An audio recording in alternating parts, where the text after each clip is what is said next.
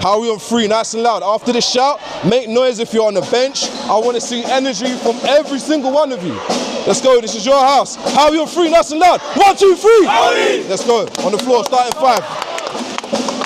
Let's go, Taylor! Let's go!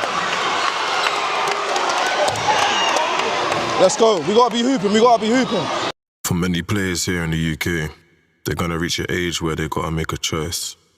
Decide what kind of man or woman they want to be and what they want to do with their lives. Whether they continue to be an athlete, to try to go pro, it's gonna require sacrifice. Like anything worth having, hard work is required. Not only that, but grit, determination, resilience, and just the emotional, mental fortitude to overcome the trials and tribulations along the way. Not to mention opportunity. It's always good to have someone in your corner. Many young people simply do not have that. Father figures, role models. Unfortunately, the sad reality for many young people growing up, engaging with basketball is once their opportunities disappear, they tend to follow. Ask anyone who's touched a basketball, who's had hoop dreams, desires to go pro. They know the feeling. The feeling of helplessness once you reach the age when you know you could have been a pro athlete. It's a game of numbers. Sad to say, many won't make it. Growing up, a lot of young people know this.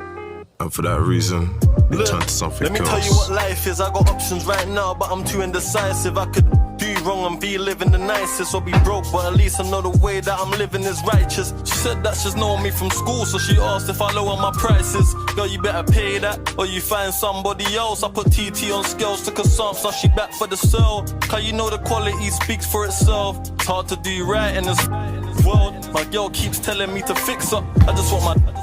Been a long week, I just picked up. Police in the rear view, it coulda went up. Think I saw the streets more than my little sister. And I love her, but I don't know if I missed her. Cause right now I'm focusing on the bigger picture. Forgive me if I do wrong. Tryna leave, I've been in the game for too long.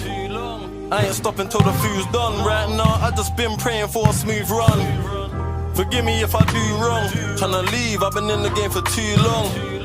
I ain't stopping till the food's done. Right now, I just been praying for a smooth run. Auntie telling me she prays for me, and she's just hoping that I'm staying out of trouble. Another day, another hustle, money in the duffel. Sitting in traffic through the Blackwall Tunnel, and it's funny, cause I'm feeling like my life's at a standstill. Cleaning cash, putting rubbish in the landfill. I put in work, but that work don't take much skill. I've done a lot, but I don't feel like I can chill. Cause I ain't rich yet. If you done behind the back, you're doing 3 moves now. Cause she been racking up the interest. Started with 100, now I only got a bit left. I could sleep for a week, still looking like I can't rest. But I can't stress, cause my life's blessed. Even though sometimes it feels like my life's mess. Bro said send the plan and he'll invest. He just made like 50 bands off of 1 text. Forgive me if I do wrong. Tryna leave, I've been in the game. Stop until the food's done. Right now, I just 20. been praying for a smooth run. So, what does basketball mean to you? I've been in the game for too long. I ain't stopping till the food's done. Like, how important is basketball in your life? I'd say it's a very important aspect of my life. You know, it's been a part of my, I'd say, everyday schedules at some points, but obviously when there's other things in your life that take priority, it still has to stay there in some form. And when did you start playing basketball? I'd say about year 10 is the first time I started like playing around casually, and then towards the end I took it a bit more seriously, so about 2.5 years now. What does basketball give you that other things don't? I think it's the satisfaction of getting better every time you're playing. When you see yourself, if it's after 2 months or 6 months, you see the progress you make every time. I think it's the passion you have and the pride you get from getting better from your own hard work. How easy or hard was it for you to access basketball when you first started? Compared to sports like football and rugby in this country, I'd say it's way harder, especially if you're trying to play inside. I think the financial factors about it make it extremely hard. Were there any barriers that you had to personally overcome to keep playing? Like I said before, when there's other priorities in life, whether that's education, work, or personal things, you will have to, change your life to accommodate those things. What has basketball taught you outside of the sport?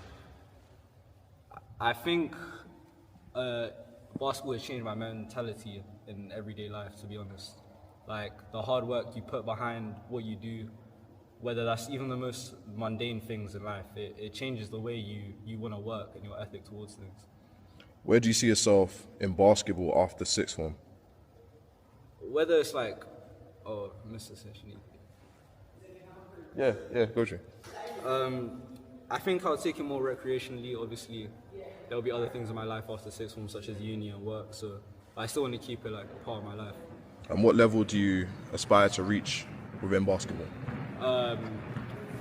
If we talk about after sixth form, I'd still like to play at that level, especially considering at uni, you know, it's a new sport at that point. You're playing grown men who are doing this for money. So it's a different level of hunger to succeed. And if you could describe what is your hardest moment on the court in basketball? I'd say our first time playing in front of a big crowd. That was the biggest step up I've ever played. You go from playing in front of a couple people to playing in front of hundreds of people, and what changes the way. What was that experience like for you to play in front of hundreds of people? I think your mindset is completely thrown you. Like when you're at home thinking about, oh, I'm going to do this when I play, hit these threes, and then when you're in front of a big crowd like that, you forget everything that you work on, and it's more of you sink to the level of your training to where you can succeed. So, yeah. Anyone you want to shout out? Of course, Coach Ara himself, and yeah, that's it. I appreciate it. I'm thankful for my position in the school.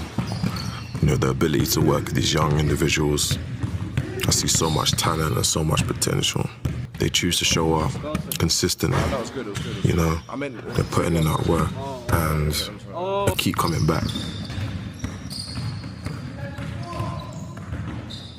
I feel like it's a shame, you know, when you see certain children going down the wrong path, you know, and you know the outcome of poor decision making. You know how it goes. They leave school having little game experience, and if they couldn't afford team memberships or was not skillful enough to play on the team, they wouldn't have the opportunity to play, and more than likely would never play again. I like to think it's the infrastructure in the UK that's the issue. Poor facilities, access to basketball coaches and courts, you know.